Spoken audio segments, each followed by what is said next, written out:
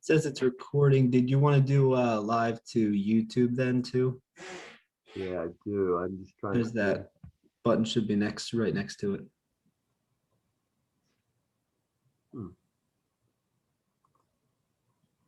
Live on Facebook.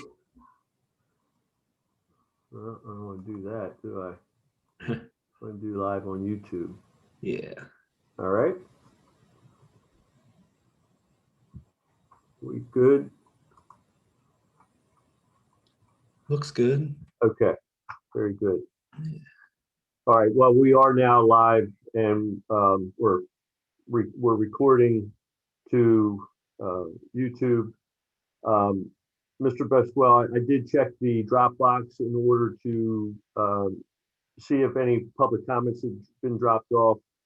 We also do allow anyone who's interested in making a comment when it's deemed appropriate by the board to raise your hand using the icon at the bottom of your Zoom page. We also you can use the Zoom or the phone link on the Zoom chat from the website, and you can also send an email to publiccomment@newtowntownship.org, and we'll check the box. We checked the box previously, and there's nothing in there. And we also checked the Dropbox earlier, and there's nothing there either for this evening's meeting. So with that, I'll turn it over to you. Well, do we want to do a roll call real quick just to go through? So Kevin Baskel here. Good. Michael Lynch. Here. Joe Silk. Here. Ed Burzes. Here. Paul San Francisco. Here. Very good. All right. And I'm just going to have, we'll do our Pledge of Allegiance here. So if everybody wants to stand for that. Pledge allegiance to the flag of the United States of America and to the republic which stands one nation under God, indivisible, indivisible, liberty and justice for all. All right. And Sam, do you want to just, before we get started, take everybody through the difference between a party protestant and public comment? Yes, thank you. Just want to explain for those who want to participate this evening, there's two types of participation. There is a party protestant who is a direct affected landowner or a property owner who's been notified of tonight's hearing by the legal participation. They are affected by virtue of having a substantial or direct an immediate interest in the decision that the board is making and in the application.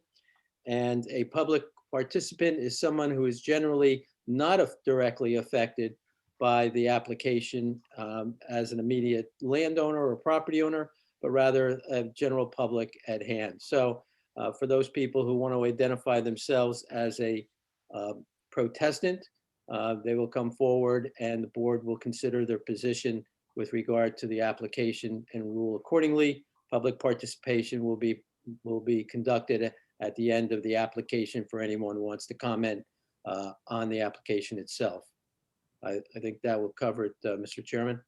All right, thank you very much. So why don't we go ahead and promote forward Mr. DiTrolio? It looked like I think he had his hand up. Is he up? Got him already? Yes, I have. All right. So our first case here is application Z2021-08, Nicholas and Barbara DiTrolio, 817 Ellis Ave, Newtown Square, PA. Pertaining to the subject property, the owners are seeking a variance and special exception approval in accordance with sections 172-103B-2 and 172-103F, subsection 6, to exceed the allowable area of garage and exceed the total cumulative area for all accessory structures. Subject premise is located in the R2 zoning district. The applicant also requests relief from any other sections of the ordinance that may be realized during the hearing process. So, Mr. DiTrolio. Okay, first, Mr. DiTrolio, I have to swear you in. Is that okay, sir? Okay, I think you're on mute also. Do you swear the testimony you give will be the truth, the whole truth, and nothing but the truth, so help you God? Yes, All right, thank you, sir. All right, Mr. DiTrolio, how you doing? I'm doing well, thank you. So do you want to just take us through your project and just explain what's going on and where you're seeking any relief here? The project, well, it's up on screen right now, as you can see. This is the proposed garage addition. We want to add to the right side of the property, the garage, a new building to conform to the existing house. We feel that we moved into this area for that particular reason, and we knew that there was enough space to achieve what we were trying to achieve. So we strive to make the design, compatible so it conforms to the current house and to the other neighborhood homes and the area, so it wouldn't stick out. And from a construction point of view, the way we designed it is so we could straddle the existing roof line. At the same time, it'll give us access to the rear of the house from the front of the house easily through a what we call a portico or a breezeway.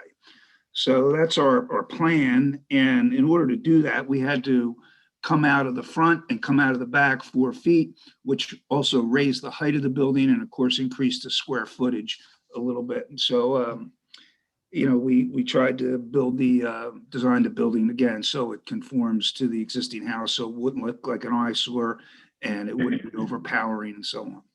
Okay, and you know what? I apologize cutting you off here. I just want to check to see. I meant to check with Andy here. Is the file in order? Yes, it is, Mr. Pasquale. And do we have anybody that's on here that wishes to be a party protestant? If so, if you could just raise your hand right now. Party protestant. All right. And there was nothing, I think you said there was nothing in the mailbox or anything emailed in regard to this case? There was none. All right. And anyone, once we kind of wrap this up, we'll then check to see if there is anybody looking to make public comment on the case before the board makes a decision. So, Mr. DiTrolio, I'll let you get back to it. Sorry for cutting you off there. That's okay. As you can see, the drawings coming up, I don't know how much clearer we can make it, but we tried to keep the roof line lower than the ridge there, or the lower end, the first ridge. And yeah, just flip it around. There you go. Yeah. Yeah. We're going back. I think I'm too close. Yeah, that's it. Hold on, I'll go back. There you go. I guess that's the. There you go, right there. elevation view. Right there, perfect. Yeah, so it conforms. It looks nice, and if you look at the picture below the front elevation on the existing, that's the new building that marries up to the existing roof line. And we had to go for the higher height because of the reason I said, to straddle that roof line. So we did not disturb the existing house. Okay, we didn't want to penetrate that, and we didn't want to disturb any of the masonry on the existing house. So that's the reason for the sizing. I am a car collector, so the reason I want this space, and we've been literally looking for, I don't know, 3 or 4 years for the right property. And of course, we found this property, and we felt that it would fit just perfect for our needs. Okay, and this isn't anything you're looking to put any plumbing in or turn any sort of an apartment or? No. Not Okay, and have you spoken with any of your neighbors in regard to what you're doing to see if they have any concerns? Yes, as a matter of fact, I did submit earlier this week a signed petition. We sent out to the other neighbors. I thought I saw it in the agenda notes. I have to go back. We have, I don't know, 10 or 12 signatures of folks in the neighborhood, and we certainly kept them abreast of what we were doing and if they had any objections. But we met with most of their approval, and we didn't have anybody that had any issues or challenges with it. And in that same document or signatures you got, are they both neighbors on each side of your house? Yes. Okay. I do have that document on the screen, I believe. Yep. Yep. Yeah. And Andy, from a township perspective, do you have any concerns over something like this? Well, no, I think just as a way to explain why the application is here is that the section of code that I called out was the R2 section, which limits garage construction in the R2 district to no more than 750 square feet. So the applicant's proposal is a structure of 950 square feet. So that's the primary reason why the application is before you. It's only because of the increase in square footage of the garage. Well, Andy, does he need a special exception because of the height? Well, that would be, the same section calls out a limitation in height. That's correct. And then there was actually, I think in the email that I sent, I'm sorry, sir, what your last name again? DiTrolio, it's Nick. You can call me Nick. Yeah, the email that I sent Mr. DiTrolio is the fact that there is also, I think, another accessory structure that added to the cumulative total that limits in section 172, 103 F6, or I'm sorry, yeah, F6 subsection B, it limits the total cumulative area to 900 square feet. So there's the height, there's the area, and then the cumulative total. Yeah, so the cumulative total, we're 200 over the cumulative total, and we're I think close to 4 feet above the 15 feet allowable. I think that was in the project narrative that we sent over. Yeah. So they're the requests that are before you. I beg your pardon, I'm sorry. No, I'm sorry. I was talking to Mr. Sorry, and the board. They're the three requests that are before you. so nothing about impervious surface and nothing about setbacks, correct? No, I did check the impervious surface, and that was fine. Yeah. Obviously, there's a soil and erosion application that will Yeah. Right. So he's gonna have to go through that anyway, right? That's Sure. That is correct. All right. I mean, I personally don't have any additional questions. I want, just check to see if any of the board members themselves have any questions here. If you do, feel free to jump in. Just so clear, we're doing 2 variances and 1 special exception, so everybody's aware. Got it.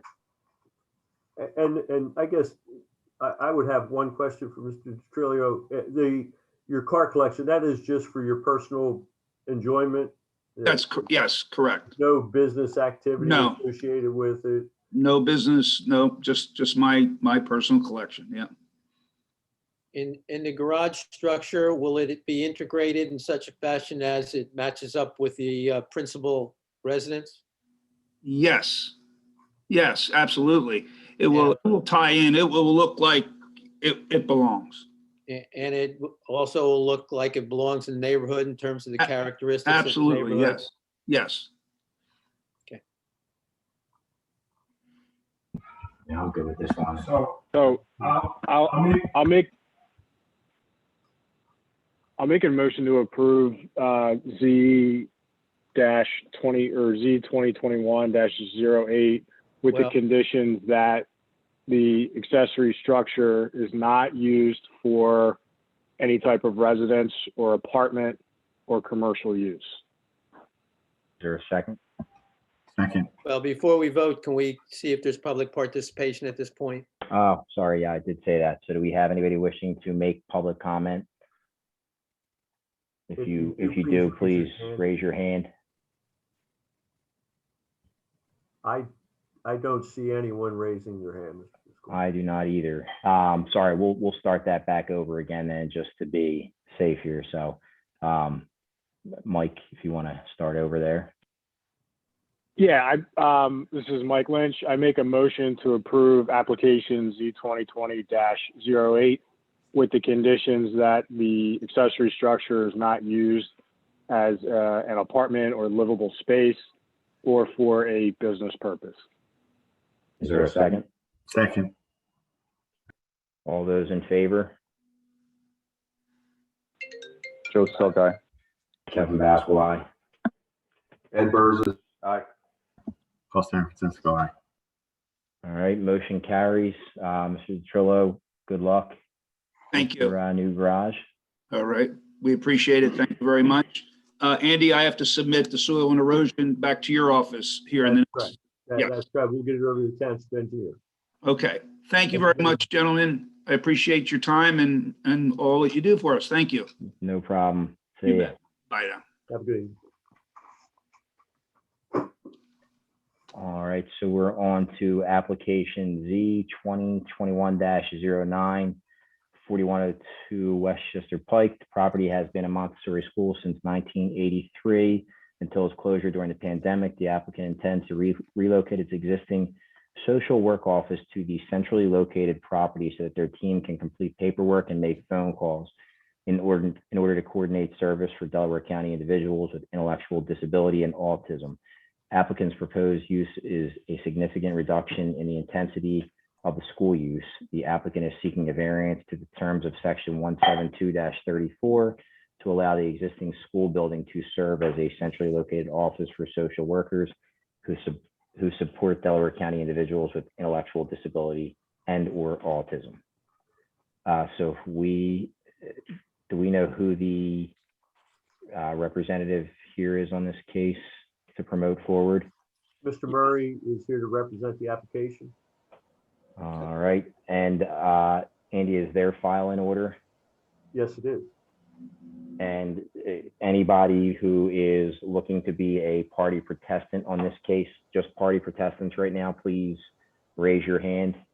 And I see we have, oh, sorry, there was a Jim there for a second with their hand up, Yeah, but it does not. There was a hand there for a second, but I. Yeah, does not look like we have anyone with their hand up right now. So Mr. Coyne. oh, Jim's hand is back up again and wishes to be a party protestant. So if you want to promote. I think he's part of the application though. Mr. Murray can probably clear that up. Okay. Okay, with me this evening, I should have a Ronnie Van Dyne and a Jennifer Brody, who are representatives of the applicant. Brian Seidel, who's our professional planner, and Tom Coyne, who is the realtor who is representing the seller on this application. So there's two people with their hands raised right now. So why don't we promote them forward and make sure they're not party protestants then, and that they're here on behalf of this case. Okay. I see people first up there now. Yeah, I see people first. And Jim, are you? Jim's muted right now, but just want to find out and make sure that they're here. I'm assuming in support of this. Is that? Okay, can you hear Jim now? Jim? Yes. Okay, just coming up as Tom Coyne. Tom Coyne's the realtor. There's a Jim. Yes. There's a Jim on the bottom. I think All right. good. All right, and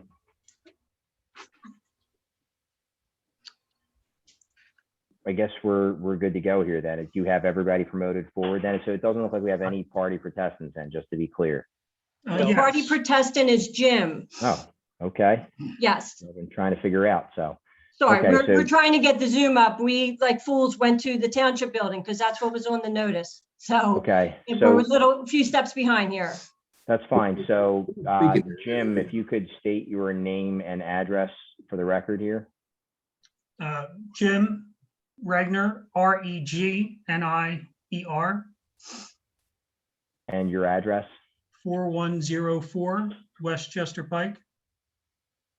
Okay, and so Tom, do you want to swear everyone in here then, our Was party that, contestants? was that who was speaking before him? Is that they were at the building or something? It was a female voice, I think. Yes, Monica Regner, we're husband and wife that are Okay, Monica. next door to the property. Okay, thank you. I didn't see your name pop up. Okay.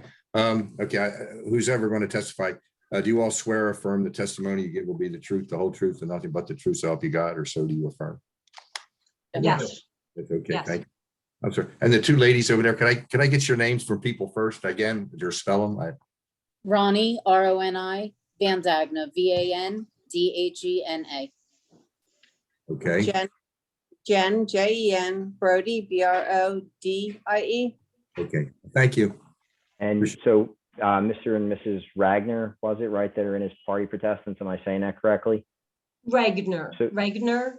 Okay, Ragnar. Mhm. So just, we're going to allow the Montessori School to basically present their case without interruption. Once they are done, you'll have the opportunity to ask any questions and, have your part. So just please just mute your microphones in the meantime, everyone, so that they can present here. Okay. So I'm assuming, Mr. Murray, you're kind of running things here. Yes, Okay, so go ahead and take it away. sure. My name is Mike Murray. I'm the attorney on behalf of the applicant, Brody Van Dagna LLC, who currently have the property under agreement to purchase from the Springton Lake Montessori School. A copy of the agreement of sale and the deed were included in part of the application package, and I see them on the agenda here. I did not include them as separate exhibits that we submitted. It's under agreement. People First, or Brody Van Dyne, the principals, the members of that also operate People First, who, as you described, provide social work services to intellectually disabled and autistic individuals. They currently operate in Newtown Township at another location in which they rent. The opportunity to purchase the Springton Lake Montessori School has come up since it has closed its doors since the pandemic has hit. They have it under agreement. The property is located in the R3 zoning district along Westchester Pike, which is a heavily traveled and trafficked road with several commercial uses along it.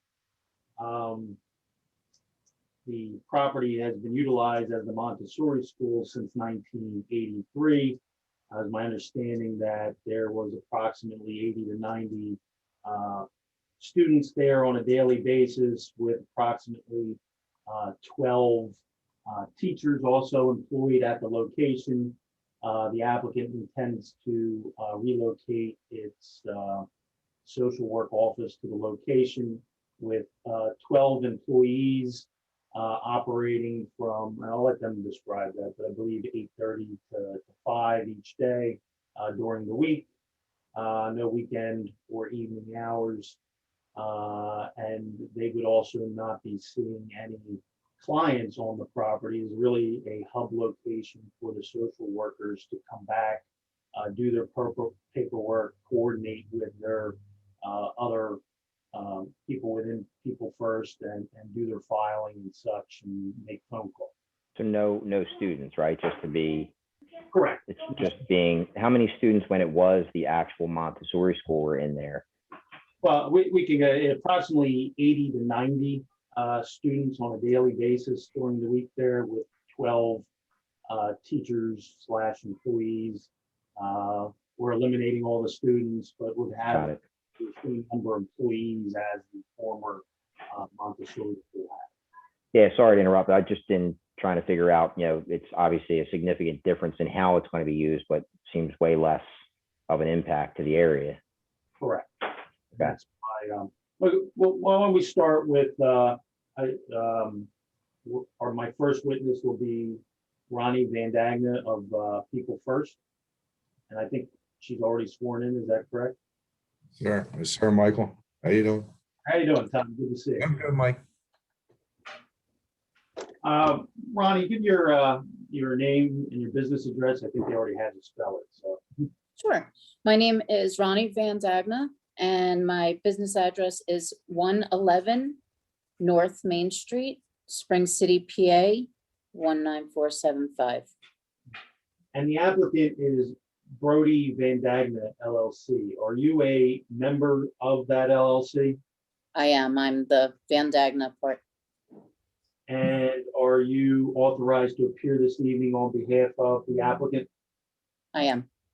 And Brody Van Dagna LLC is in fact are the one that filed the application for a use variance for this property. Correct. And Brody Van Dagna is also the buyer pursuant to the agreement of sale that was submitted with the application. Correct. Yes. And although Brody Van Dagna is purchasing the property, this property is intended to house your other business. Is that correct? That is correct. And what is the name of that business? People First Supports Coordination. Okay, and why don't you describe for the board what People First Support Coordination does? Sure. We are social workers that work with individuals with a primary diagnosis of intellectual disability and or autism. We visit our consumers in their homes or in the community, and we assure our individuals' health and safety. So you do not meet with your clients at your current business location? No, we are completely in the community to where they are, wherever they live or where they work, we go to them. And where is your current location? We have two locations, one in Spring City, Pennsylvania, and the other one is actually just a mile or so down the road in Newtown Square. And is it your intention to relocate your Newtown Square location to this property if the board should grant the variance request? That is correct. And how many employees do you currently have? At our Newtown Square office, we have 12. And is your intent to relocate those 12 employees to this site? Yes. And you indicated that you meet your clients at their home or within the community. What type of work do your social workers do within your office? In the office or in the community? In the office. In the office, it's really just a place for them to gather the information that they received out in the community and use their laptops to enter the information into the computer. In the community, we don't have internet, so it gives them an opportunity to just type up their notes. And do they coordinate with other social workers within the office? We do. We promote learning from each other and giving the ability to learn from others gives more knowledge that we can propose to our consumers. And would they make phone calls and other communications that they need within the office? That is correct, to set up future meetings for other consumers or the same ones that we've just seen. With regard to the location, as I think I stated, and you said, so you would not have any clientele coming to the property, is that correct? That is correct. So from a business perspective, you would only anticipate your 12 employees coming to the property to work on a daily basis. That is correct. It is just for office space as a second location for our individuals that we support in Delaware County. And what are your hours of operation? 8:30 to 5, Monday through Friday. And you do not, there's no work on the week? No.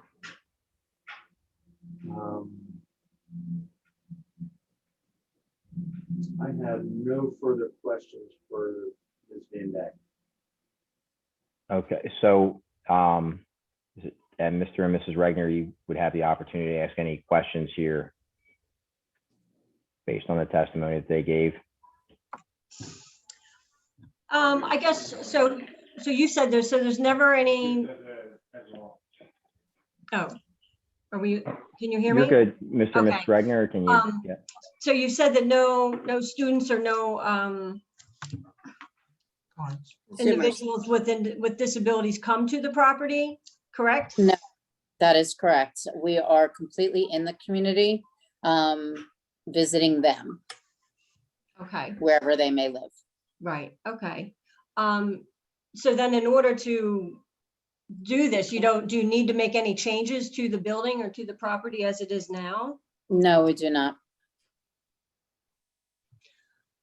Okay. Do you have something further? I guess, okay, I think those were the main questions that I have now that I know what, what you're trying to do there. I think that, okay. I just follow up at this point, Mr. Chairman. You suggested there are 12 employees intended to operate out of this office. That is correct. Is the space that you're acquiring in this building larger than space you presently utilize? This new location would be larger in space. So does that anticipate any growth on part of your business, anticipating additional employees? Currently with the 12, it's always hard to tell. As we grow, we could potentially, I don't foresee growing that much in that area, as we do have another location in Spring City. Based on the space and how we've grown previously, I would say there may be a little bit of increase to that, but not much. How about programming? Do you do any type of programming for parents or adult supervision type of programming, the training programs for your employees on site? We do not. Everything that is available to us as far as training goes is virtual, and anything that would be provided to our consumers would be provided by outside sources. We are the social workers that basically connect the services for individuals using other providers. So we do not do any direct care service besides visiting with them. So you'd be willing to limit your utilization to administrative services? Yes, it's just office work. Okay, thank you. And Andy, just for clarification here too, can you just, I guess there's some confusion too in looking at this, going from a school to, I guess, a business here. Is that what we're dealing with? Because it's an R3 district, and Sam or Andy, whoever wants to answer that question, I guess, just to shed some light on why they have to go through this. Yeah, primarily it's because it's in the R3 zoning district, which doesn't permit the current use. And so it identifies the current use as existing non-conforming.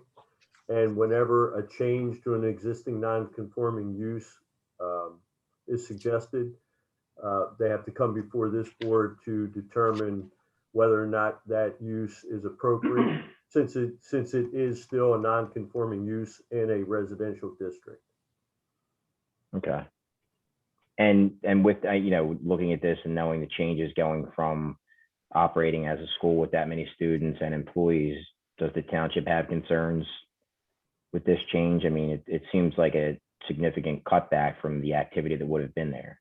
Yeah, I believe that, it doesn't sound to me like there would be any need for additional sewer capacity.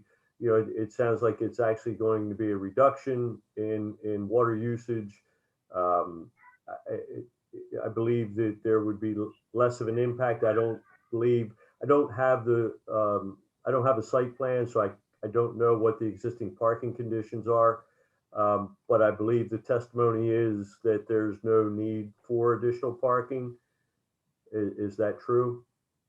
That's correct. And Brian Seidel's exhibits have, I guess, an aerial. It shows the parking areas. It shows that there is a loop driveway that goes around the property that we believe there was a drop off, separate drop off and pickup locations that circled the building.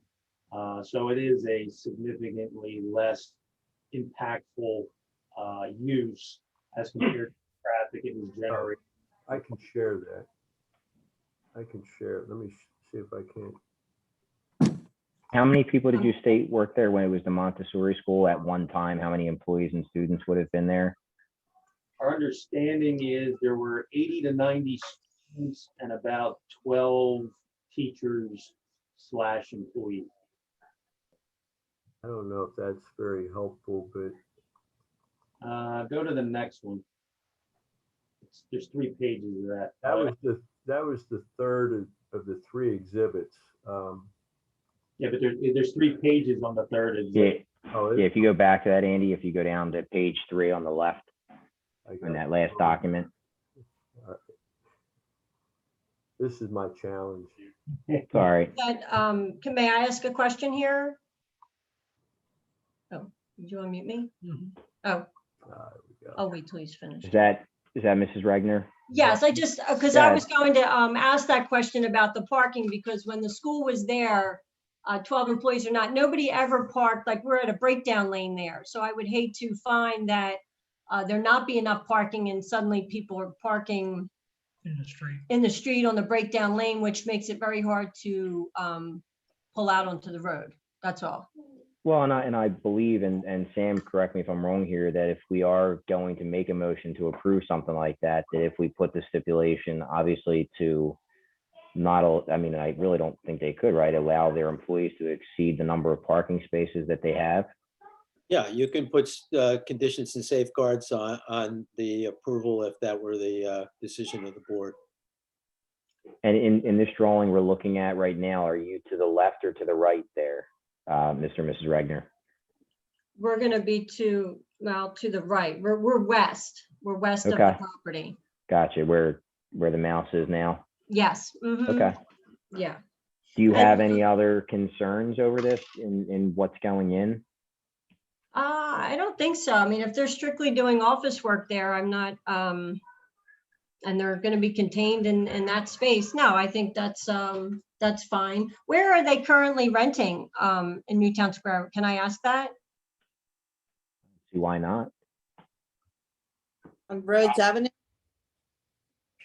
It's right on Rhodes Avenue. So was that by behind- Gentili's? Or Rhodes, oh, Luigi's. It's okay. behind the Rite Aid on Route 3, right there. Gotcha, Luigi, at the Oh, circle there. okay. Yes, in that circle. Okay. So obviously will you have signs there stating what you're doing, or it doesn't, they have a school sign there now. Is that something you would continue to have so that you're advertised, or? We really haven't decided on that. Probably not. We don't depend on walk-in business at all for our work. So probably not. We probably won't be putting a sign up again. Okay.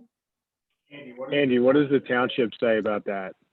Yeah, I don't know that the township has any regulations other than it would still have to be considered a residential. They would have to fall under the residential signage requirement, which is almost next to nothing. I think it's. But this is a special exception that is explicit, or that's unique to this business and this property owner, correct? So if we were to grant this special exception, it wouldn't carry over to the next owner, and it would just kind of That's be an correct. existing non-conforming for the next owner. I mean, Sam may. And the sign. I don't Yeah. think that this application deals with the signage. I think it deals specifically with the use and the change in use. And to answer your question, if they decided if the deal for some reason would fall through and another applicant would come in, they would have to go through this process as well to deal with the specifics of their business. Yeah, if there isn't a specific provision for a special exception, it's not a special exception. It'd be a request for a variance or permissive use, but unless it's designated under one of our designated provisions for special exception, it wouldn't necessarily fall in that category. And even without trying to go down this whole path here, because it doesn't seem like anyone's too concerned over signage, would that make everyone happy if that were a stipulation? Right now, it seems like the two major concerns would be parking and making sure that if we don't exceed, the amount of employees that the parking can support, and if we were to say no signage, is that something that's acceptable to the applicants? I think in their mind right now, it would be acceptable to the applicants. The only reason I would say I'd prefer not to is because of the heavily traveled road it is. And if they were getting, I don't know how difficult it's going to be to see their location for deliveries or anything that come there. That would be. And our township allows for about 1 square inch of signage anyway, so it's doesn't seem like a crazy request here, but if I'm just in looking at this, trying to make everyone happy is all. Yeah, I mean, they said they don't need the sign for their purposes. My thinking ahead, I could just envision maybe something needs to go out there for deliveries. With So, the street address and maybe like a small logo. We can certainly make it less than whatever the Montessori sign was, but I guess you're right with to have the street number, maybe our logo. But the street best. number wouldn't count towards signage. If it was just an address posting. Well, if it's going to be anything bigger, then, and they obviously don't have a plan for it, I don't know why we would want to make that determination tonight. yeah, right now they do not have a plan for a sign, and I mean, they would be agreeable, would be if they put a sign up, it would be no larger than the Springton Lake Montessori School sign. But I mean, would you agree to a condition that suggested no signage unless approved by the Newtown zoning hearing board? I guess I want to try to avoid it, and my client need to pay $1,000 to come back in to get a sign approved, but I mean. Well, if it's a sign by right, then you just have to apply for an application. But if it's not, then you're going to appear before us anyway. Oh, that's fine. A sign by right in the R3 district is 200 square inches. Yeah. How did we get into this signage issue? I didn't see that on the application. No, it's not. It was a good question, to be honest, I thought. I mean, we didn't ask for the relief, so we're not asking for relief now, so they're entitled to whatever the ordinance permits at this point. Correct. All right. Any of the other board members have any questions that they would like to ask here? I don't. All right, and then is that it in terms of testimony, Mr. Murray? I had a land planner to testify and the realtor. I mean, obviously you're welcome to it. I'm not going to stop you from presenting your case, just trying to. Right. I'll skip the realtor testimony at this point, and let's quickly run through what our land planner viewed, why this would be a good use for the property. His CV was included as Exhibit A2 that we submitted. If you would like me to go through his qualifications, I can do that. If you want to accept him as a professional land planner based on his CV submitted to help move things along, we can go that route. I mean, I think, if we're going to accept them, definitely have to submit the credentials here to make sure everybody's good with them as a. They're all laid out on his CV. If you want him to describe his educational background, then that I can have him do that. No, I'm not going to make him go through that. I know normally there's a resume. I mean, does anyone have any concerns here? If you do, just jump in. If not, I'll let you keep moving along here. All right. Brian, what was your role with regard to this project? So with this project, we reviewed the application, we reviewed the zoning map, the zoning ordinance, the comprehensive plan, and reviewed the area surrounding the subject property. And you did all that? Yes, I did. And I guess, real quick, what did you, you have in here a 3-page planning exhibit. Why don't you run through what we're looking at there? Sure. Very quickly for the record, again, name is Brian Seidel. I'm a certified land use planner, certified by the American Institute of Certified Planners. Been working in the field of land use planning consulting since 1997, qualified by numerous boards. I will be brief because most of my notes and testimony have been covered throughout the testimony you've already heard. Generally, the subject property contains a 2-story building, 4,300 square feet, located on the south side of Route 3. You heard the testimony that the previous Montessori School provided or employed approximately 12 teachers there and accommodated 80 to 90 students. The exhibit that's in front of you now is really a marketing flyer. If we can go back to the page 1 of that document. Is that what you like? No, the first page, page 1. That's what's up, Brian, I think. There we go. So page 1 just shows some shots of the property close up. The image on the left shows the building, basically the view from Westchester Pike. The image on the top right shows the back of the building. So while this appears to be a 1-story building from the street, because of the way the topography drops off, it's actually a 2-story building. And then the third photo below that shows one of the interior rooms. As you can see on the flyer, basically the existing house that was there was previously converted to a school to accommodate these 4 large classrooms in the building right now. After we reviewed the property itself, if we can pull up the exhibits, the zoning exhibits or land planning exhibits, I believe they were titled. That's exhibit A3. And That's A3.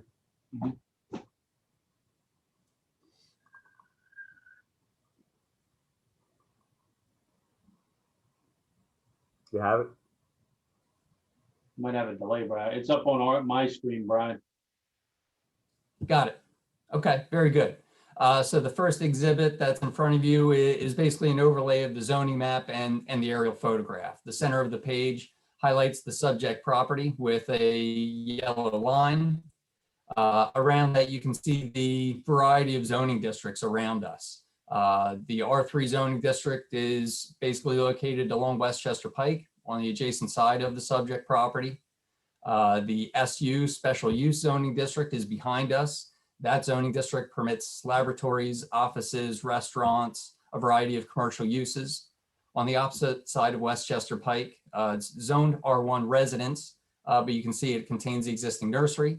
It's also, you can see in this view, the Porsche dealership that's under construction reaching into the R1 district.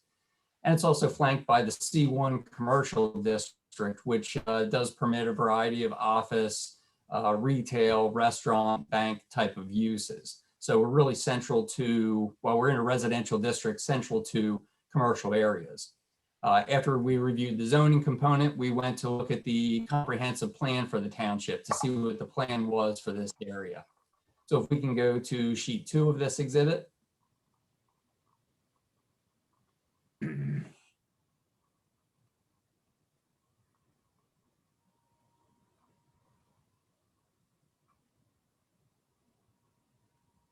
Does everyone see that? Yes. Is sheet 2 up? There we go. Sheet 2 is a blow up of the future land use map that's contained within the Newtown Township's comprehensive plan.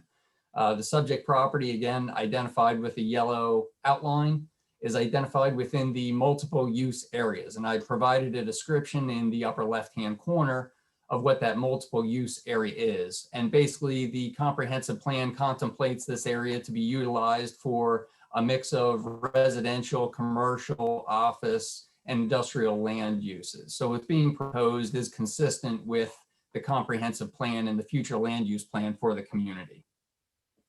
Recommendations within the comprehensive plan are to accommodate or provide amendments to the zoning designations or to the zoning ordinance to accommodate uses permitted in the multiple use area. If we can go to the third exhibit. I'm sorry, the third page within this exhibit.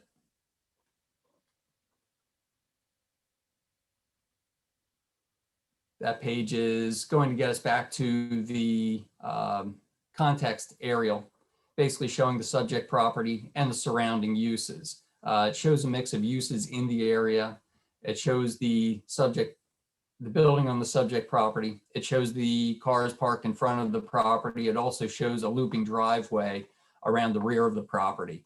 The other thing that you notice on this property in the yard area behind the building is a lot of play equipment, play structures that are provided for the daycare.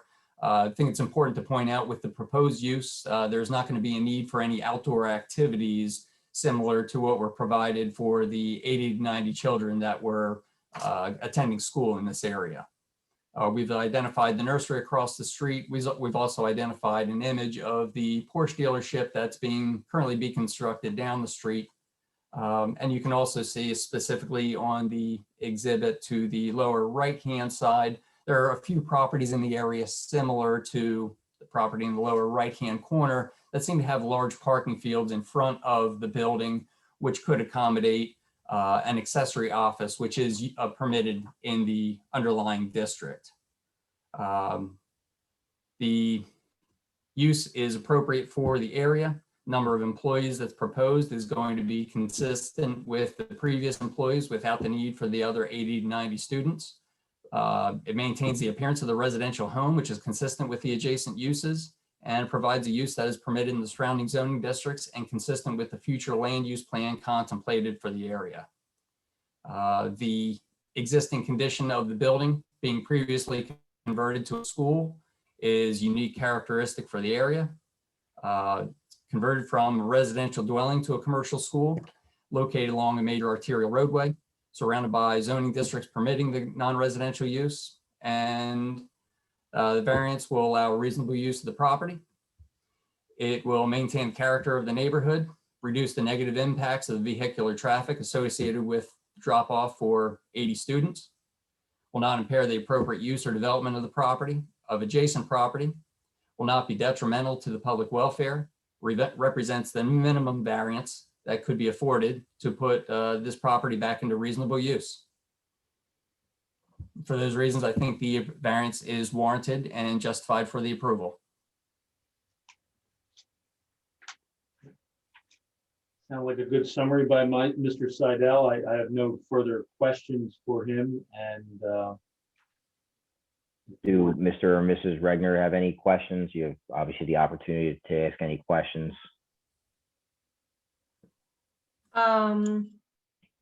No, I don't think so. There was something when you were talking about the yard and the play equipment, you mentioned the building of some structure, but I know that would be separate at a different time. You didn't say that, right? A building of putting anything in the back part of the yard? I think he was, No. There was some, yeah, I think what he said was the previous school had all the play equipment in the backyard, and this right. this use does not have a need for that because it'll all be contained within the building. Right, and no additional structure. I'm not sure what you worded, something that I thought for a second, oh, did they need more space? Because I thought you said you were going to be well contained in the building that's there, correct? Correct, yes. Okay, thank you. Your understanding No is, other questions. Oh, sorry. I'm sorry, go ahead. No, that's all, Kevin. You can go ahead. Your understanding that there will be no interior construction or alteration of any of the bearing walls or any of the walls within the structure? Is that your understanding?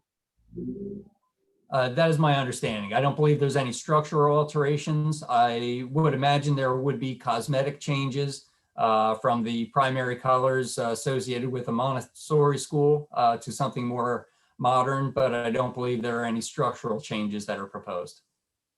Thank you. Are there, since you say that, can I ask what the colors are of the business? Is it like neon green and neon blue or anything? Just wondered. It's a fair question. Our logo is a blue with white hands on there, and our the lettering for our company is a script. People Okay. first. Okay. Here. And Right, I did see I'll it. stop the screen here. I'll stop sharing the screen and I'll show you. Okay. Hold on right there. If you can see where if he takes down the image there. We our can logo. see yours as it's your logo right now. So Yeah, that's Okay. our logo. All right, We thank you. kind of- So Were you gonna say something else? no. I do have a question for Mr. Seidel. What are the total number of parking spaces that are currently, striped on the property? Currently, there's not any striping per se. There are areas that are designated for parking. Obviously, the aerial that's in front of you, you can see the vehicles that are parked there. Yes. By our counts and calculations, there is enough parking in front of the building for 10 vehicles easily. And that does not include the driveway around the back of the building or anything of that nature. Yeah, I guess I want to somehow tie that together with the number of employees who are typically on site at any given time. Was the testimony that not all employees are there at once, or do all the employees show up to the property at a given time? I believe your hours were 8 to 5 or 9 to 5. Does everyone show up on the property and park on the property at one given time? At this time, yes, due to COVID, but when we're out in the field more often, there will be varying numbers. But we do feel, based on our current employees, with using the back loop, there's plenty of room. Well, I guess the only concern that I would have would be fire access if you parked there. You know, I do think that that loop was probably installed. I don't have, evidence of this, but I would think that we would want to keep that driveway open and available for, an emergency response. So that's really why I want to kind of focus more in on the available number of parking spaces on the property. I mean, by our current ordinance, each space would have to be 10 by 20.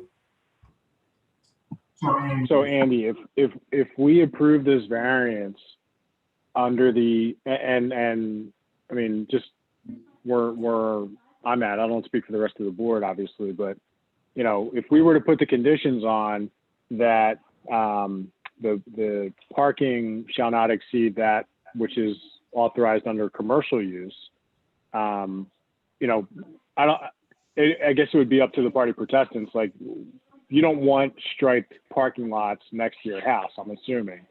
So how do you measure out and regulate the number of parking spots if you're not going to strike that out in a residential district? I mean, in all honesty, you're really approving a commercial use of the property.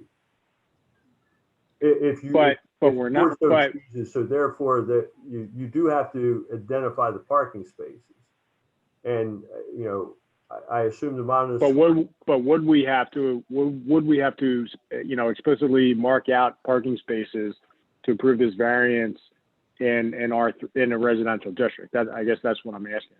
And then if that were the case, is that something that the party protestants would necessarily want? I'm bringing it up only to make sure that the property can support the use as testified to.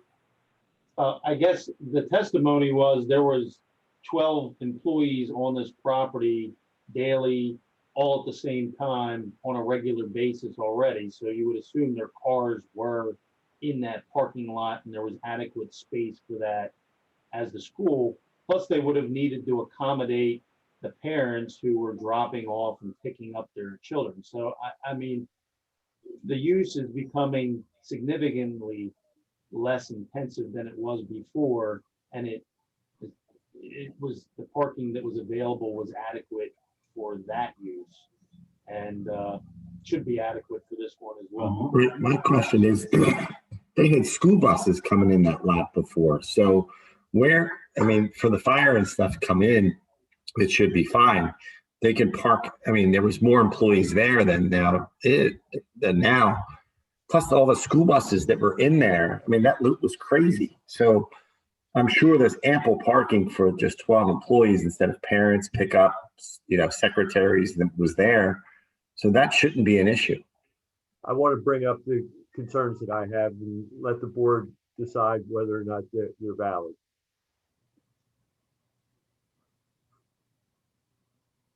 No, that's fair. I know you always have the concerns about the life safety stuff, which is fair. So would it be unfair to put the restrict? And this is, I guess, a question for Sam. Would it be unfair or unreasonable to put the conditional approval contingent on not exceeding the number of parking spaces that is that would be acceptable under a commercial use? Well, I think it's important to know whether or not they can meet that condition. Off the top of my head, I don't know, maybe Andy does, what the requirement that if we were to consider a commercial use of this property, how many parking spots they would actually need on a dimensional 10 by 20, plus handicap, I would think. Yeah, technically they would, at least one. And our current ordinance has couple different calculations for business offices. It's 200 square feet, one space for every 200 square feet of gross floor area. But where the building exceeds 1,000 square feet, it can be calculated at 4.5 spaces for each multiple of 1,000. So I don't know the square footage of the building. I don't know if Mr. Seidel does, but if it's. I was just going to throw it to Mr. Seidel. Mr. Seidel, can you opine on this issue? Sure. We did look at the parking regulations. We also did identify an appendices in the zoning ordinance that appears to relate to parking required for the conversion of uses, similar to what we're seeing here, the original conversion of the home to a school, that indicates a requirement for parking of one space for every 300 square feet. Based on the gross square footage of the property, that would equate to 14 parking stalls on the property, which is very much in line with the 12 employees that were here previously. And like I said, without any struggle, there's easily enough room for 10 vehicles parked out front here. Even if the looping driveway weren't utilized, we did identify on the looping driveway, on either side of the looping driveway, there are parking stalls identified. There's an ADA placard for parking in those areas. So the requirement or the correlation of 12 employees, one vehicle per employee, again, is consistent with, in my mind, the zoning regulations requiring 12 to 14 parking stalls for this type of use. My experience, these kind of adaptive reuses are not as intensive as traditional commercial offices, because you don't have vendors coming in here, you don't have salespeople, you don't have clients visiting. So a use of this nature is not required, does not require as intensive of a parking requirement than a typical commercial office. So, Mr. Seidel, in your professional opinion, the square footage available is sufficient to satisfy the township's commercial parking requirements for the number of employees that have been testified? I think the existing site can accommodate the employees here. Based on the comment from Andy requiring 4 or 4.5 spaces per 1,000, I think that would be excessive for this property. With a 4,300 square foot building, that would require, we'd probably be 16, 18 to 20 parking stalls that would be required for a traditional commercial office. So this is more in line with parking that would be required for a conversion. Okay. And I would believe, Andy, correct me if I'm wrong, that if we do require the parking spaces, they would have to be designated and striped accordingly under the ordinance, don't they? That's correct. That's correct. All right. I mean, is the applicant, if there were a need for additional spaces, when you size them and stripe them, I don't see that as being a problem. It doesn't appear that you're going to run into an impervious coverage issue. I mean, but are they opposed to doing that if need be? Andy, I don't think they would be opposed to it as long as it's not going to trigger them going into land development for a couple extra parking spaces. Right. Okay. Sense. I mean, there is adequate space. I mean, is there a way of crafting a condition that additional spaces could be reserved spaces, and if it's determined by the zoning officer they need to be installed, that they would do that versus needing to outright install them up front? I guess there was no parking spots striped before, right? In what it was as the Montessori School. I guess just wondering why we're headed down this path here if they didn't have it. Well, here again, I brought it up because of the change in use. Got it. I don't know that we need to be overly concerned with what the Montessori School had. They had it, and it was a non-conforming use. We're just really trying to decide here if this use fits on that property and doesn't make it more intense and can satisfy any safety concerns. And I don't see how you invite 12 employees to the site and have 10 parking spaces. Yeah, which is a fair concern there too, in making sure that there's enough parking to accommodate it. And that's one of the things we were saying, that if we were to make a motion to approve this, that I think that should be one of the things, is that they have to have enough parking to accommodate those employees, not looking for people to go out on the Westchester Pike or park where they shouldn't be. Right. And happy to make that a contingency, or, you know, if that's where this goes. If I can just clarify my comment, based on the existing site conditions, the way we see the cars parked in this aerial photograph on the screen, I indicated there were, ability for 10 cars to be parked out there. I do believe there are other ways that vehicles can be parked here to accommodate those additional 2 parking stalls that would be required for 2 additional vehicles. In some of the aerial photographs, the vehicles have been parked in alternative locations as well. So I do believe there's room on the site to accommodate the 12 vehicles or 1 vehicle per employee. So would the applicant would accept the condition that you have to basically comply, not basically, you would have to comply with the township's commercial parking requirements? And that's a question for Mr. Murray.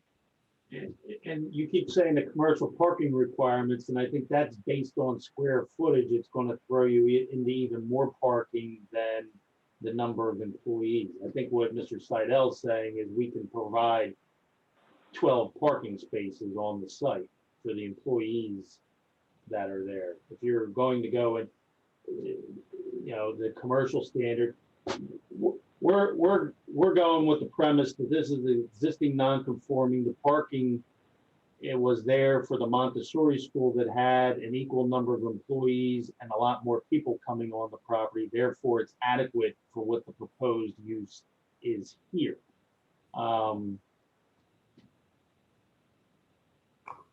I get that, but I'm also trying to protect our zoning code and the safety concerns that Andy brought up. And if one of the conditions is that you have to have the adequate square footage of macadam to suitably park and stripe 12 spots, is that something that the applicant would be willing to accept?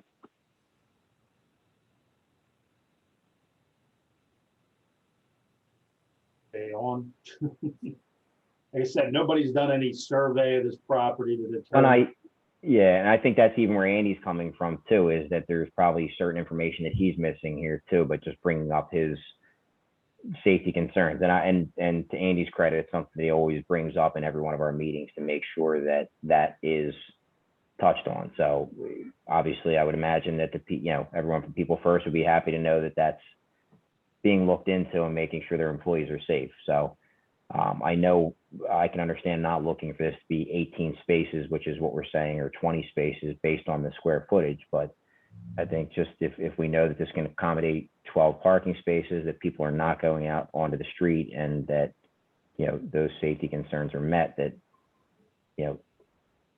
the board seems to be okay. And again, not speaking for everyone here, but I don't want to keep, I feel like we're going in circles here.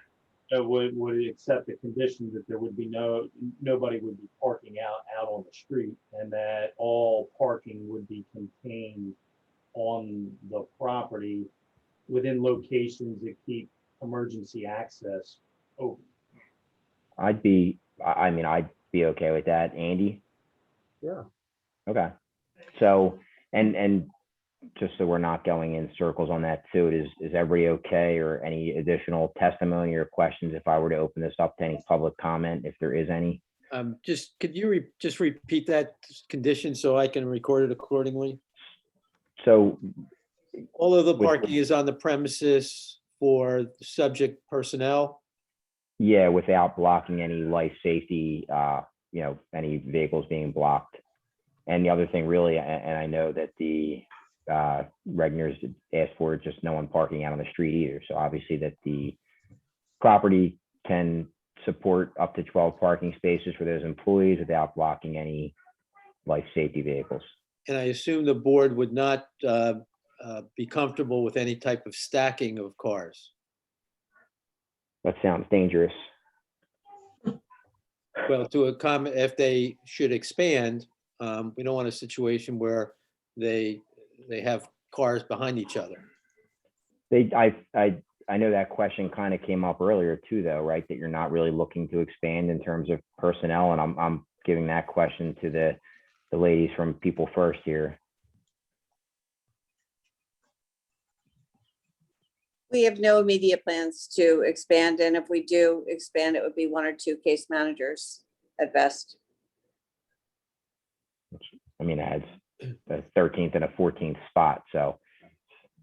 Can I voice a concern there too, just to say? Of course. As you pull into the property, there's a portion of ground that's shared between our property and what was the school. I wouldn't want to see that become a parking spot either. It's like it would seem tempting, I can say that much. And I don't believe they'd be able to do anything like that again without having to come back to the township for anything like that. Okay. So, Mike's probably going to shoot me for this, but looking at the aerial view here, you see where the arch is and where the sign is that we're not be putting back up? Is that allowed to become parking?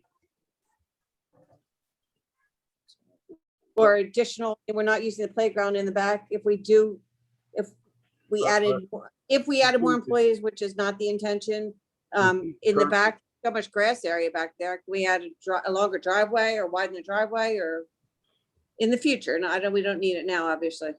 let Andy answer this can of worms you're opening. So. Good. Sorry, Mike. Yeah, and I said, I think there's adequate room if needed, parking on the property. It looks like there's plenty of open space in the back. They probably could, now I don't know what the township's rules with regard to parallel, if they allow parallel parking, if they can do any along that access drive in the rear so they can keep that open, not create a whole new parking lot for another 1 or 2 cars. Well, before we again start to head down a road of something that is not on this application, we've already done it now with signage and now parking here, that I don't want to keep going down these paths here, so that we still have 2 other applications even after this. And I'm not saying I'm not trying to give anyone their acceptable time here, but if there are other things like that to come back in for, I think those will come up. But if we're looking at this saying, hey, we have 12 spaces to support right now, Can I ask also, will there be a dumpster on the property? I'm sorry, Yeah, you're not muted. Your question was heard. Now you're muted, but will there be a dumpster on the property? What's the local trash? I mean, right now we put out cans. I had not looked into trash day. We don't have a lot. You pick your company. Our paper gets shredded. I don't know. Whatever the regular township pickup thing would be. All right, sounds like a no then. It's a no. Okay. Okay, thank you. All right. Do we have anybody that's here looking to make public comment? If so, okay. Before we promote Ms. Wilson forward here, does anyone want to wrap up their testimony? We have no further testimony to present, and I would just say that I move my exhibits into the record. All right, and just to offer some advice here too, this is public comment. This is not a debate. If somebody wishes to make public comment, which it looks like Ms. Wilson does, let her say her piece and we will move forward and make our decision. So can we promote Ms. Wilson forward here? I have.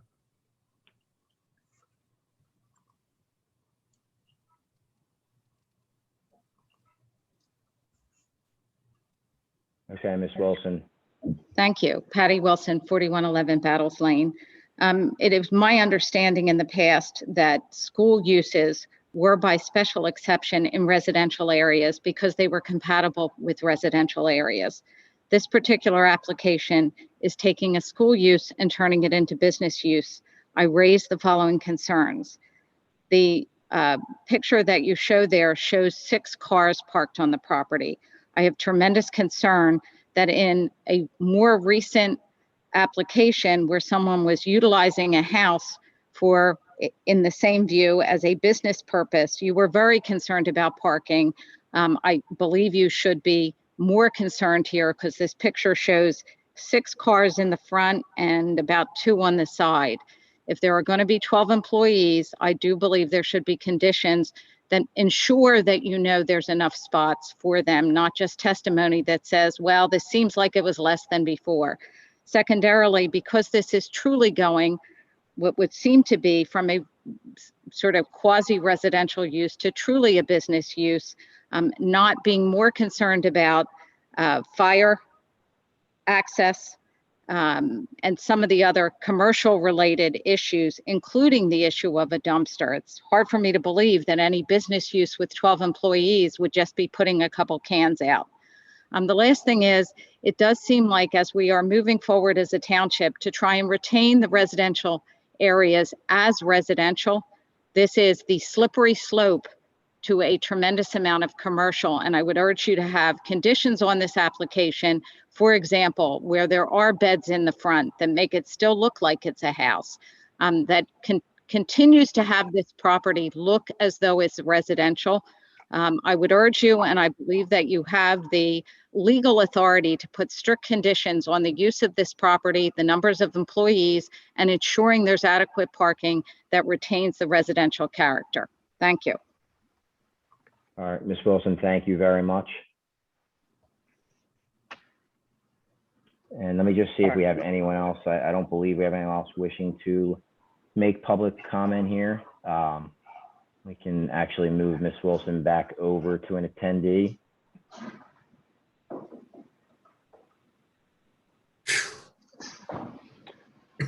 All right, so this is Michael Lynch, and I make a motion to approve application Z 2020-09 with the conditions that the use is restricted to administrative.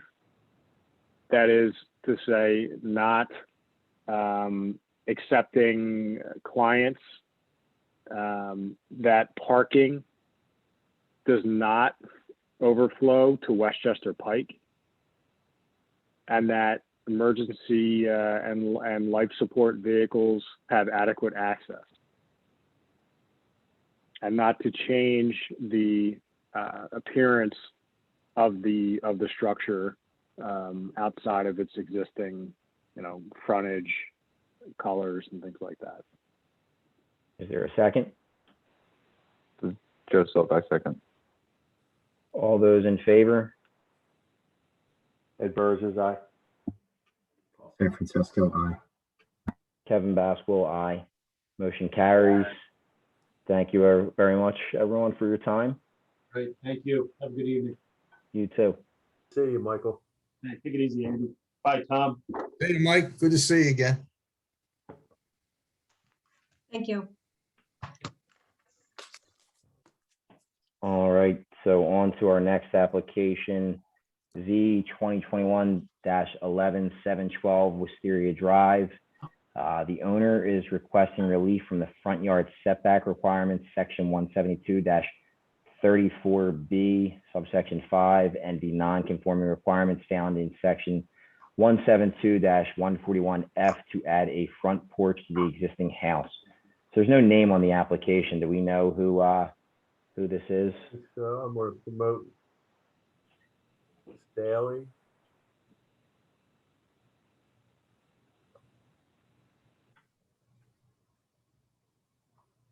All right. Miss Daly? Is it Mr. Jadali? Yep. Oh, I'm sorry. Hi, Jenny. Hello. Oh, Right. Jenny Daly, I'm sorry. All right. is the file in order? The file is in order, yes. All right, and before we get started, I'll let you swear them in, and then I will see if there are any party protestants after that. So if you want to go ahead and swear in the Jadalis, that's fine. Right there, Kevin. Do you swear the testimony you give will be the truth, the whole truth, and nothing but the truth, so help you God? Yes. Okay. Okay. And sir, your first name? I got you. Mike. Mike. All right, Mike. Thank you. All right, do we have anyone that wishes to be a party protestant? If so, if you could raise your hand. All right, we do not have anyone, and I'll assume, Andy, no emails or any concerns there. No, we do not have any email contact. All right, I guess we're good to go. Who's going to be presenting here, Mr. or Mrs. Jadali? It's me, Mike Jadali. Thank you. Okay, go ahead and present your case here. We're looking to put a new front porch on the right side of our house. We have a current lower porch, and we're not going to go past it with this new porch. We're just looking to get a different entrance into our house. The lower porch is a little low, and it's hard to keep an eye on the kids, and stuff like that. We're not changing the character of the house or the neighborhood or anything. It's going to remain, within the rest of the houses. We got signatures from the surrounding neighbors, and they all have no problem with it. And that's about it. Do we have any additional drawings to show the board here? Or renderings? Can go. I had a site plan up. If that. So here again, we're in the R2 zoning district, and the required front yard setback is shown here at 45 feet. And so that's the required setback requirement. Okay. However, the property is again existing non-conforming, so the porch, it will extend further into that required front yard. So just front yard setback that we're looking for here. So that's a front porch. It looks like you're doing here. That Yeah, the in the shaded area. Yeah, the one above it is the lower one that's already there and existing. We're not going past that. Okay. So if just to give you some dimensional requirements, the 45 feet is required from the right of way. We allow a front porch to project 4.5 feet. So technically a porch can be as close to the right of way line as 41 foot 6 inches. Okay. And as I have it scaled, I'm coming up with 32 feet versus the 41.6. Okay. But again, it's not, there's other porches on the street that have the same setback. Right. And I'm just trying to give the board a dimension to work from. That's all. All right. There's an existing porch with the same setback currently, correct? Yes. That side porch, Yes. roof covering, okay. So this additional one is just lining up with that. So he's already, I guess, encroaching on that with his existing roof. Yes, that's correct. Okay. I mean, in looking at this and the fact that it lines up with an existing roof, I guess I don't see any concerns. I don't know if the other board members have any questions here. I just want to see if any neighbors had any issues with it. I didn't go around to the whole neighborhood, but at the surrounding neighbors, left, right, and the 3 across the street, I got them signed a petition. I think we emailed it to Andy today. I'm looking for that. Let's see if that's correspondence. I don't know if that got posted to the agenda. If you send it to me today, it may not have. Oh, that does the trick, Mr. Jadali. We also have a special exception here as well because of the non-conforming use and the alteration to it. So I just want the board to be mindful. Did you say that again, Sam? I think you're dealing not only with the variance with regard to the encroachment, but you also have a non-conforming use alteration. And therefore, you would have to grant a special exception if you're so inclined. Okay. I also want to say there's no parking issues with this one either, so just to clarify. Any signs? There's a variance for the setback. What's the special exception for again? It's an alteration to a existing non-conforming use. So they're expanding on the non-conformity to make the alterations for the additional porch. Therefore, you have to grant a special exception if in fact you're going to grant the application. If we, all right, just as a note, if we approve this or if we decide to approve this, we have to make a note for the special exception. Yes. Okay, understood. So there are two, there's a variance as well as a special exception. All right. Is Any, your last name Daly or Jadali? Is it just Daly? It's Daly, yeah. Just It's Daly. Days for Jen. Yeah, okay, I thought so. Well, they were kind I'm of. sorry about that, Mr. Daly. That's all right. Okay.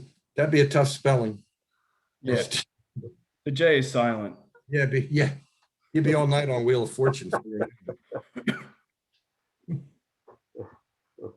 Thank you.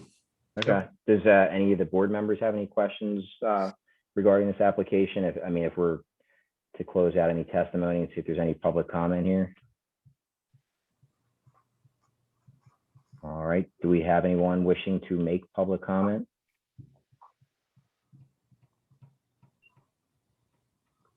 All right. It looks like no one is raising their hand. All right.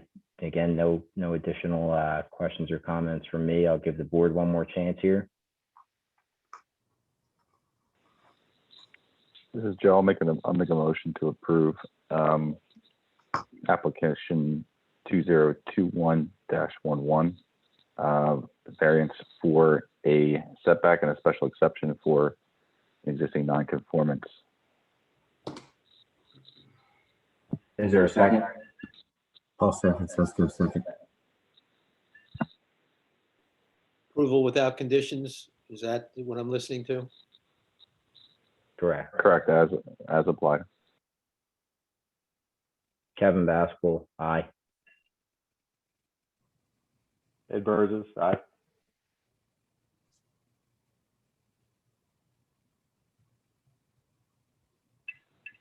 Michael Lynch, aye. All right, motion carries. Good luck, Mr. and Mrs. Daly. Sorry for the mix up with your last name there. It's all right. I appreciate your guys' time. I'll get your permit out to you as quickly as I can. All right. Appreciate it. Thank you. Good luck with your addition. Or All right, front porch, sorry. All right. Kevin, you're all right. You're all right. I think he played along with you there with this when he said Jadali. That's right. I think so. I just wanted to make sure. That's all. Don't. That's just me being whatever. Thank you. Oh, good. I did think it was a tough name, but I thought I did all right with it. So we'll move on to our last application here, application Z 2021-12, 500 Biddle Court. The owners are requesting a variance related to the proposed location of a generator on the side of the house. They are in the corner lot of the side. The house faces the Biddle Court extension, which is a dead-end street, and as such is considered a front yard. The variance is requested due to the following considerations. Other locations not feasible due to the need to meet the minimum distance requirements from the property line and windows/doors, proximity of proposed location to the home's electrical and gas hookups, mitigation of noise nuisance for neighbors.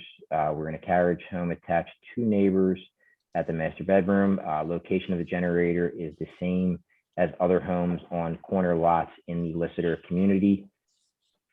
So I know there's no names here again in the application for who to promote forward, but I'm guessing is this I did promote Mrs. Pellegrino. Pellegrino, okay. Mrs. Pellegrino? And Andy, while she's unmuting, is the file in order? Yes, it is in order. All right, and while we get that going, is there anyone who wishes to be a party protestant? I don't see anyone raising their hand. And Andy, anything in terms of email or actual letters that were submitted on this application? Nothing. All right. Mrs. Pellegrino, how are you? Good, thank you. How are you? I'm good. We're gonna have Tom swear you in here, so if you can just state your name and address. Okay, Mrs. Pellegrino, do you swear the testimony you give will be the truth, the whole truth, and nothing but the truth, so help you God? I do. All right, thank you. All right, Mrs. Pellegrino, if you want to just take us through what you're looking to do with your generator here, just explain it as best you can. Okay, it's, we're just looking for a variance for the location of the generator. We understand that because we're on a corner lot, we are considered to have 2 front lawns. And we really don't have any other place that makes sense to put this, that it's feasible to put it, because we understand that it has to be a certain number of feet away from windows and doors. And that's the reason why, we really can't put it anywhere else on the property. As I mentioned in the application, the other consideration is the proximity of this location to our gas and electrical hookups. They're right on the other side of the wall into the basement from where the generator is located. Andy, can we zoom in a bit here too on this drawing? I'm assuming the red. Yes, the red area is where the generator. Okay. Yes. And okay. And I know you've already gotten approval from your HOA. Correct. There were a couple conditions to that, and I do believe that they required it to be buffered with plantings, Ms. Pellegrino. Is that true? That is true, yes. We intend to do that. Yeah, I know we had a similar one to this in, I believe, in Lister before. Okay. And this, obviously, the issue here is with this going in a front yard, obviously not a typical spot for a generator to go with them having 2 front yards here. Any, aside from the HOA, any pushback or any letters or signatures from your neighbors? We don't have signatures. We did speak to the neighbor that we are attached to, and she verbally told me that she didn't have any problem with it, and the people across the street as well, who recently moved in. So just what we're looking at here, just because obviously it's a little tough to tell from this drawing here. I know you mentioned you have 2 front yards. So I'm guessing right here is the front walkway to your house where the mouse was right in there. The X there, is that your front entrance, that square with the X? Is that? Yes. Yes. Okay. So just off to the side of the house there, it'll be surrounded with plantings to hide it. Yes. Okay. And actually, I mean, from the front of the house, you can't really see it because it's a slight, I don't know what you would call it, a slight hill, I guess. So yeah. From the front, you really can't see it, but obviously on the side, if you're on the Biddle Court extension, you can see it, but it will be, as the HOA requires, we will have plants in front of it. Okay. No, that's good that obviously the HOA is on board for something like this. Andy, any, questions or concerns from a safety standpoint? I mean, I'm guessing, they mentioned that they're putting it there because of how far it needs to be from windows and, And everything else. That's correct. Ultimately, we'll do an inspection, make sure that the clearances are maintained, and we'll get the final electric and gas inspected. And so from that perspective, that'll all be handled during those inspections. Okay, good to know. Anybody from the board have any questions? Right. And just to see here again, we'll go back, any public comment? if we're going to close out our testimony here. If so, please raise your hand.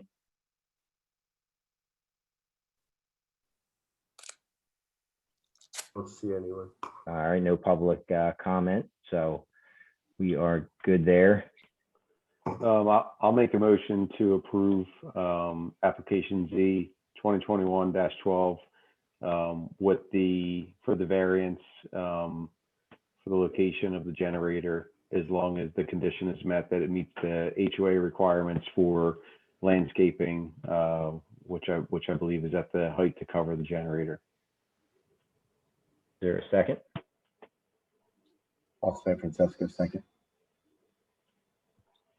Is that the All only those in condition? favor? Ed, is that the only condition that you're requiring is the landscaping? Any other requirements of the HOA? I guess we could just say all the requirements are identified in the HOA. Well, that's sort of what I'm suggesting. Correct. Yeah, you want me to start over? Well, that's up to you. Yeah, so I'll make a motion to approve application Z 2021-12 for the variance for the generator with the condition that we meet the listed HOA requirements as part of the package for this file. Can't believe I started over, but is there a second? I will second. I'll say Francesco. All those in favor? Joe Silk, aye. Mike Lynch, aye. Kevin Baskel, aye. Motion carries. So good luck with your generator, Mrs. Pellegrino. And Thank you very for your much. time. Yeah. Appreciate it. We have one housekeeping item. Yep. And let me pull this up here real quick too, because I know. And Andy, do you want to kind of just fill us in? Because I know this one's pretty cut and dry in terms of what they're looking for, just for an extension based on an approval they were already given. Yeah, there was an approval given December 21st.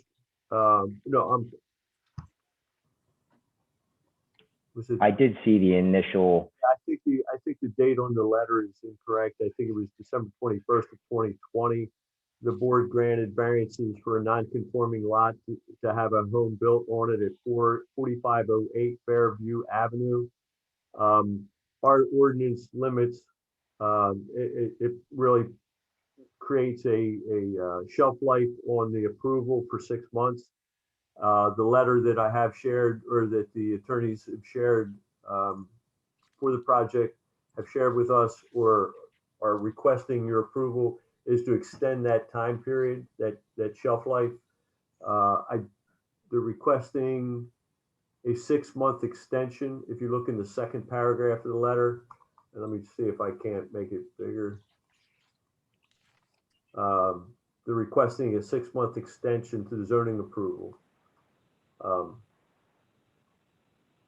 So it's up to the board whether or not to grant that. They explain in the letter that they're waiting. We have a sewer extension project that's incomplete that would serve this property, and that's one of the hurdles that they have yet to overcome.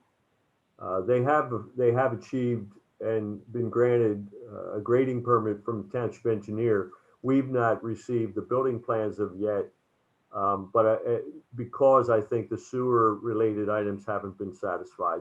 So they're trying to tie those two things up before, well, they're trying to tie the sewer related issues up before they file their building permit plans.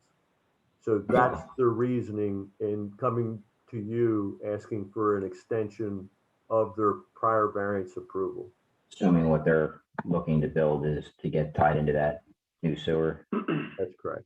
Okay, and I don't want to make Gina Gerber, I see, has her hand up too for public comment. So if we can promote her forward here. Sure.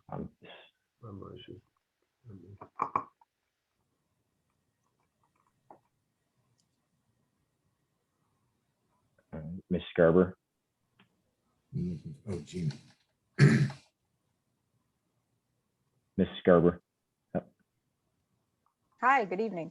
Hello, how are you? I'm doing well, thank you. I'm actually here on behalf of the applicant. I'm an attorney with Riley Riper, Holland and Colagraco. Unfortunately, Debbie wasn't able to be here this evening.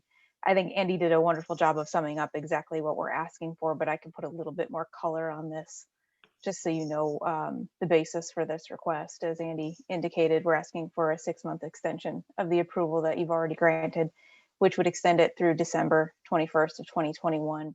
As Andy indicated, we have submitted the grading permit as of February of this year. That grading permit has not been released as of yet because, as Andy indicated, there is a sewer connection issue. It's our understanding that that sewer connection is actually the subject of litigation that has not been quite resolved. And we anticipate, at least based on the representations we've had from the township, that that litigation is going to be resolved relatively quickly in the very near future, at which time we will then be able to get our planning module exemption approval and then have our building permit. And just so you're aware, our building permit package is ready to go. It's just not been filed yet because we understand that it's not going to be issued at least until we get the sewer issue resolved. So that's why we're here this evening. I don't want to say it's not our fault, but honestly, it's not our fault. So we are prepared and ready to go. We just need to get the planning module exemption ready to go. So. Okay, I appreciate the summary there. Sure.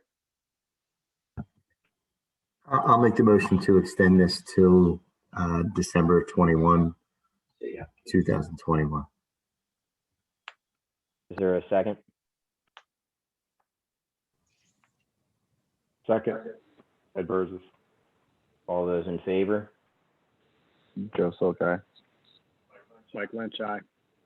Kevin Baskell, aye. Motion carries. Thank you. Thank you, very Ms. Gerber. much. Yeah. Thank you for your time. Appreciate it.